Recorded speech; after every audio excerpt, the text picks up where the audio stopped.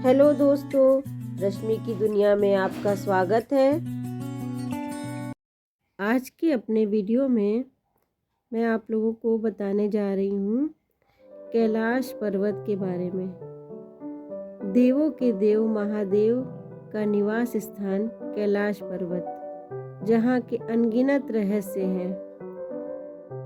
तो आइए जानते हैं कैलाश पर्वत के बारे में कुछ अनोखी और रोचक जानकारियाँ।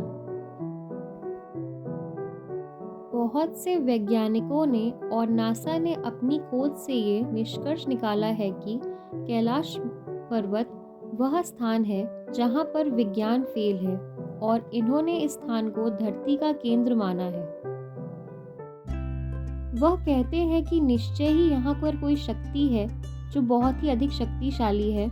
उनका कहना है कि यह पर्वत प्राकृतिक नहीं है, इस पर्वत को किसी शक्ति ने बनाया है। वैज्ञानिकों के अनुसार यह धरती का केंद्र है।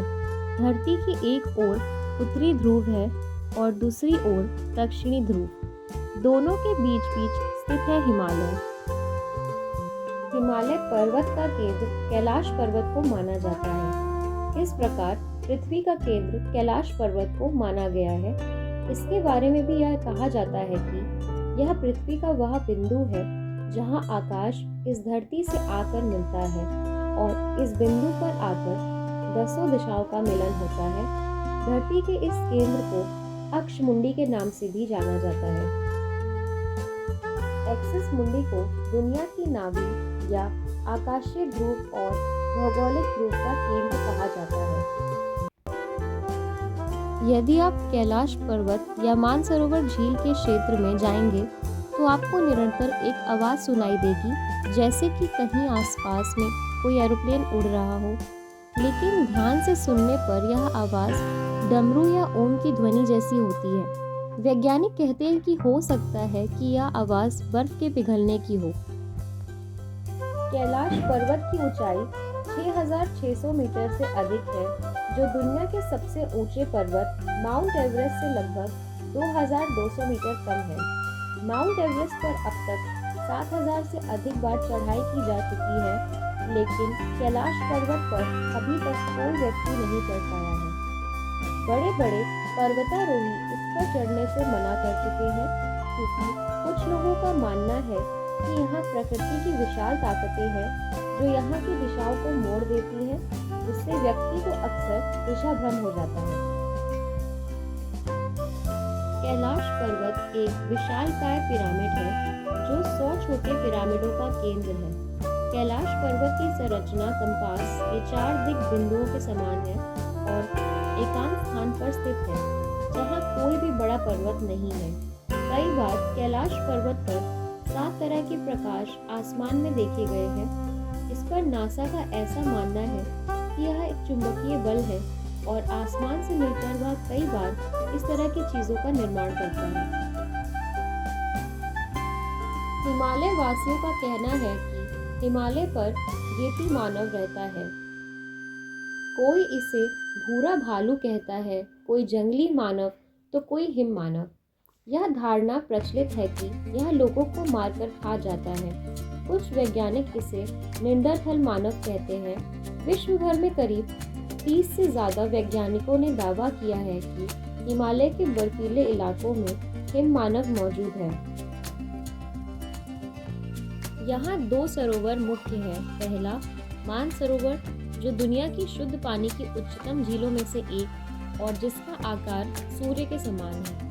दूसरा राक्षस नामक झील, जो दुनिया के खारे पानी की उच्चतम झीलों में से एक है और जिसका आकार चंद्र के समान है। ये दोनों झीलें सौर बल और चंद्र बल को प्रदर्शित करती हैं, जिसका रिलेशन पॉजिटिव एनर्जी और नेगेटिव एनर्जी से है। मानसरोवर झील का आकार सूर्य के समान है और यह दुनिया की सबसे ऊंचाई पर स्थित शुद्ध पानी की सबसे बड़ी झील है। यह क्षेत्र 320 वर्ग फीट फैला हुआ है। माना जाता है कि इस झील में भी ओम की ध्वनि सुनाई देती है। माना गया है कि अगर इस झील में कोई व्यक्ति एक बार स्नान कर लेता है तो उसे रुद्रलोक की प्राप्ति हो जाती है। राक्षस झील के बारे में यह धारणा है कि यह झील रावण से संबंधित है, जिस कारणवश इसे रावण ताल भी कहते हैं। जहाँ मानसरोवर का पानी मीठा है, वहाँ राक्षस ताल का खारा है। मानसरोवर में मछलियाँ और जलीय पौधों की भरमार है, जबकि राक्षस ताल के खारे पानी में यह नहीं पनप पाते। स्थानीय तिब्बती लोग इसके पानी को विषैला मानते हैं। मानसरोवर गोल है और इसे सूरज का और दिन की रोशनी का प्रतीक माना गया है, जबकि राक्षस ताल के आकार की तुलना अर्धचंद्र से की जाती है और इसे रात्रि और अंधेरे का प्रतीक माना जाता है। कहा जाता है कि इसी झील के पास रावण ने शिवजी की घोर तपस्या की थी। राक्षस ताल झील दुनिया की सबसे ऊंचाई पर स्थित खारे पानी की सबसे बड़ी झील है। यह झील 225 वर्ग किलोमीटर के क्षेत्र में फैली हुई है। पौराणिक मान्यताओं के अनुसार कैलाश पर्वत के पास कुबेर की नगरी है। यहीं से महाविष्णु के कर कमलों से निकलकर गंगा कैलाश पर्वत की चोटी पर गिरती है, जहां प्रभु शिव उन्हें अपनी जटाओं में भर धरती में निर्मल धारा के रूप में प्रवाहित करते हैं।